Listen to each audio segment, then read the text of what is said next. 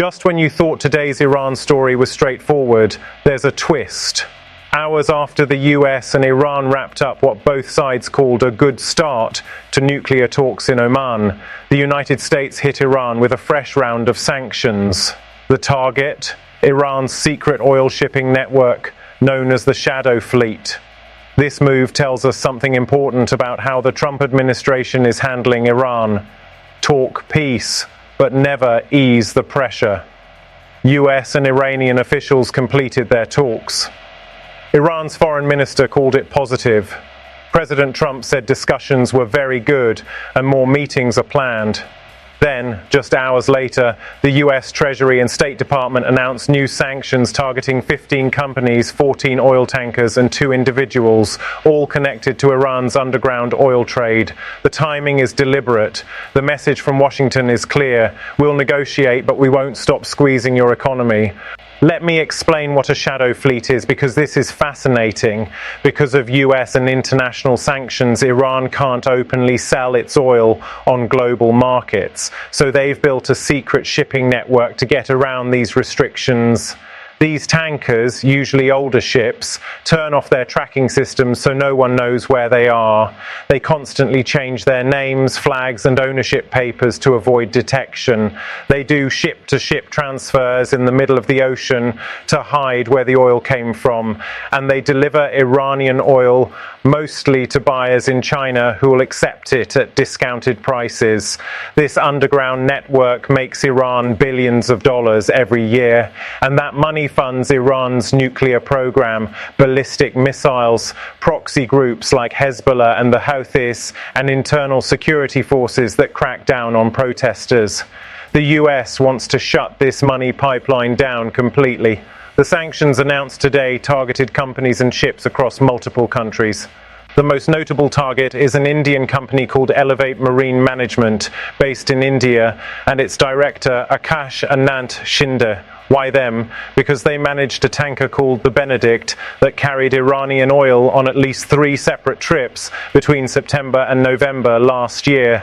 Other companies hit include shipping firms in China, Hong Kong, Turkey, and the UAE. 14 tankers were formally blacklisted, meaning anyone who does business with these ships now faces serious penalties. These aren't random targets. The US has been tracking these vessels for months, watching them turn off their location systems, change identities, and move Iranian oil in secret. This is the key question. Why announce these sanctions just hours after calling the Oman talks a success? The Trump administration is using what's called a dual-track approach. On one track, they're willing to sit down and talk about Iran's nuclear program. On the other track, they're maintaining maximum economic pressure. The logic goes like this. If we ease sanctions before Iran makes real concessions, they have no reason to compromise. But if we keep tightening the screws, they'll feel more urgency to cut a deal. It's a gamble. It could work by forcing Iran to negotiate seriously, or it could backfire by making Iran feel like the US isn't negotiating in good faith. The Trump administration has stated its goal clearly: drive Iranian oil exports as close to zero as possible. Their argument is simple. Every barrel of shadow fleet oil sold becomes money for things that threaten US interests: nuclear development, missile programs, proxy militias, and domestic repression. So even while negotiating, the US refuses to give Iran any economic breathing room. In plain terms, we can talk about your nuclear program, but your illegal oil money stays cut off. This is maximum pressure in action. Sanctions on oil, banking, technology, shipping, everything designed to strangle Iran's economy until they agree to US terms. Now the question is, how will Iran react? There are 2 possibilities. 1, Iran sees this as bad faith. They're trying to negotiate in good faith, and the US hits them with more sanctions the same day. This could make them more rigid in future talks, less willing to compromise. 2, Iran feels the economic pain getting worse and decides they need to make a deal faster to get relief. The pressure works. Which reaction we see will shape what happens in the next round of talks, expected in the coming weeks. This move shows us something important about modern geopolitics. Economic warfare and diplomacy now happen simultaneously. Gone are the days when countries would pause sanctions during negotiations as a goodwill gesture. Now the pressure stays on, sometimes even increases, while talks continue. The US wants Iran to understand you won't get economic relief until you make real concessions on the nuclear program, missiles, and regional behavior. Iran, meanwhile, argues they can't negotiate under economic strangulation. They want sanctions eased first to show good faith. It's a classic standoff. Neither side wants to move first. One detail worth noting, India got caught in the middle of this. The sanctioned company, Elevate Marine Management, is Indian. India has historically bought discounted Iranian oil, especially before previous sanctions rounds. They've tried to balance their relationship with both Washington and Tehran. Now an Indian company and an Indian citizen are on the US sanctions list.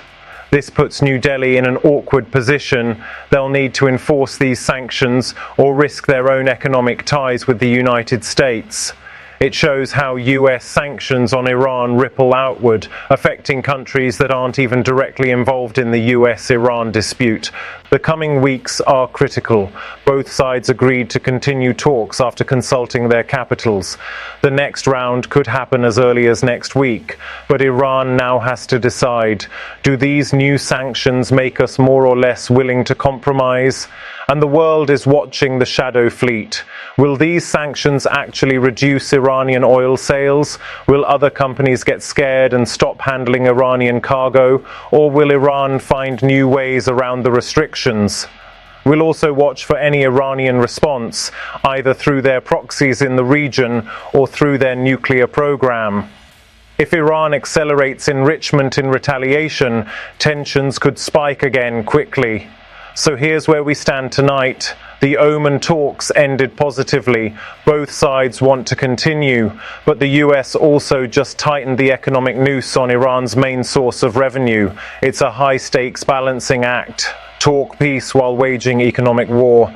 The Trump administration believes this pressure is necessary to force real concessions. Iran sees it as proof that Washington isn't serious about diplomacy. The next round of talks will reveal which interpretation is closer to the truth.